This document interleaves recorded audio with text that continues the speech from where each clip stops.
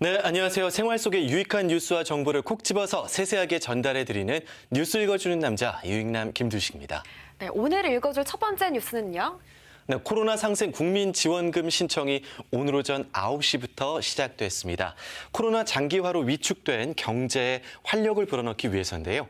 이번 지원금은 소득 하위 88% 국민에게 1인당 25만 원씩 지급됩니다. 네, 자 초반 혼란을 좀 막기 위해서 이번 주 같은 경우는 요일제로 신청을 받는다고요? 네, 첫 주에 더 많은 접속자가 생길 것으로 예상되기 때문인데요.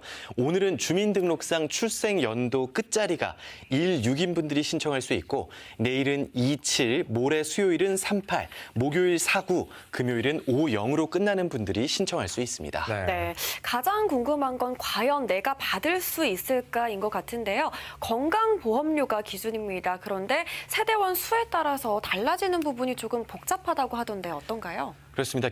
지급 기준을 간략히 말씀드리면 1인 가구는 직장 가입자, 지역 가입자 모두 17만 원 이하, 2인 가구는 직장 20만 원, 지역 21만 원, 3인 가구 25만 원, 28만 원, 4인 가구 31만 원, 35만 원입니다. 여기에 맞벌이 가구는 가입자 1명당 5만 원에서 최대 8만 원이 더해지는 방식입니다. 제일 정확한 건 개인이 사용하시는 각 카드사와 금융회사 어플, 또 건강보험공단 홈페이지를 통해 지급 여부와 상세 내용 확인하실 수 있습니다. 네, 또 알림이 서비스를 신청해 놓으면은 해당 요일에 알림이가 온다고 합니다. 네. 오더라고요. 신청일 바로 다음 날 충전되는 것은 이제 신용카드라든가 체크카드 뭐 이런 것들이겠죠? 네, 말씀처럼 바로 다음 날에 충전이 이루어지고요. 이 지원금은 올해 12월 31일까지 약 넉 달 동안 쓰실 수 있습니다. 그 안에 사용하지 않은 잔액은 국가와 지자체로 환수됩니다. 네, 또 많이들 궁금해하시는 게 과연 어디서 사용할 수 있는지인데 사용처도 간략하게 정리해 주시죠. 네, 간단하게 말씀드리면 자신이 거주하는 그 주민등록지에 지역상품권 가맹점에서 사용하실 수 있습니다. 특히 편의점, 카페, 또 빵집, 치킨집 등 그 프랜차이즈 가맹점에서도 사용할 수 있는데요. 다만 커피숍 별다방 아시죠? 이 별다방은 본사 직영 매장으로만 운영되기 때문에 국민지원금 쓸 수 없습니다. 백화점, 대형마트, 기업형 슈퍼마켓, 대기업 전자제품 매장에서도 사용하실 수 없고요.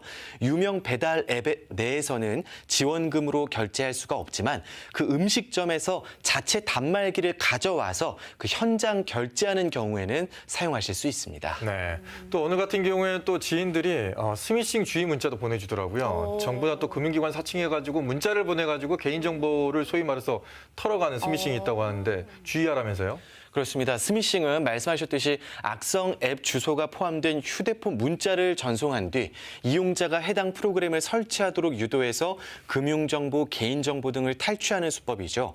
정부는 의심스러운 문자로 판단되는 경우 해당 링크를 클릭하지 말고 바로 삭제하고 이번 국민지원금에 대해서는 가능한 한 각 금융회사 어플, 건강보험공단 홈페이지 등 공인된 기관의 프로그램들을 이용해 줄 것을 당부했습니다.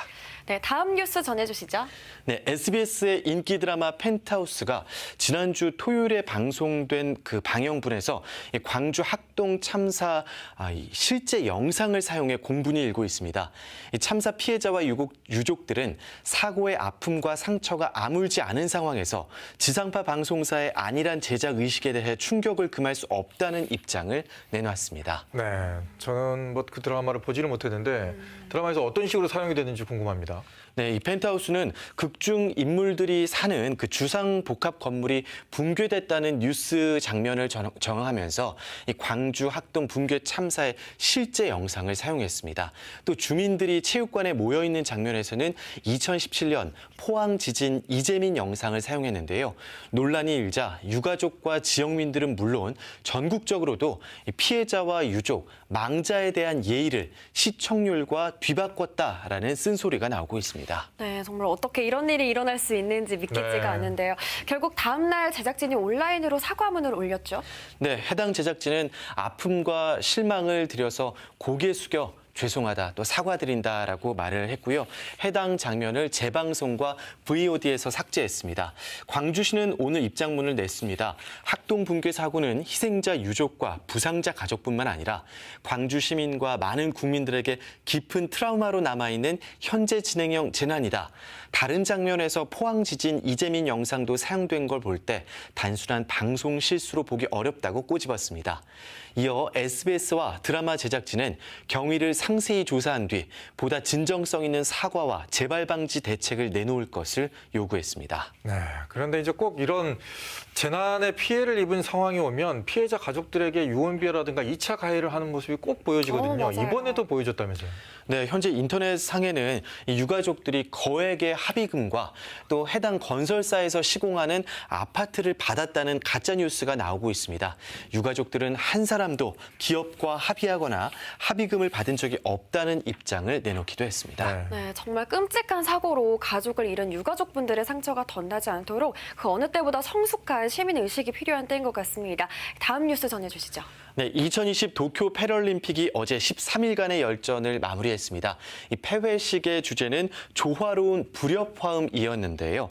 대회 조직위원회는 불협화음은 새로운 조화의 탄생이다.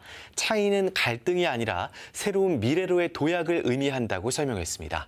우리나라는 금메달 2개, 은메달 10개, 동메달 12개로 종합순위 41위를 기록했습니다.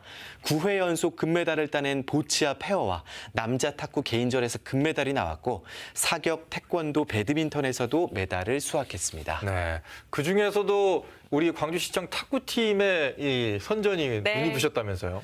네, 김영건 선수와 서수연 선수가 개인전과 단체전에서 각각 은메달 2개씩을 따냈고요.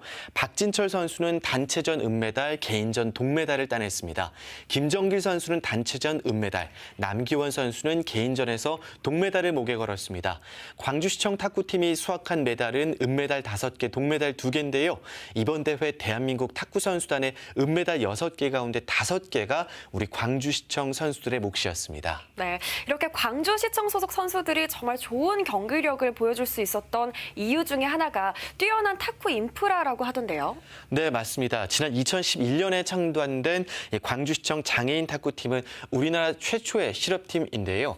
이 선수들이 생활이 안정되면서 또 운동에 전념할 수 있게 돼서 유망 선수들, 전국의 선수들이 광주로 모여드는 등 장애인 탁구 국가대표가 되려면 광주에 가야 한다라는 말이 나올 정도라고 합니다.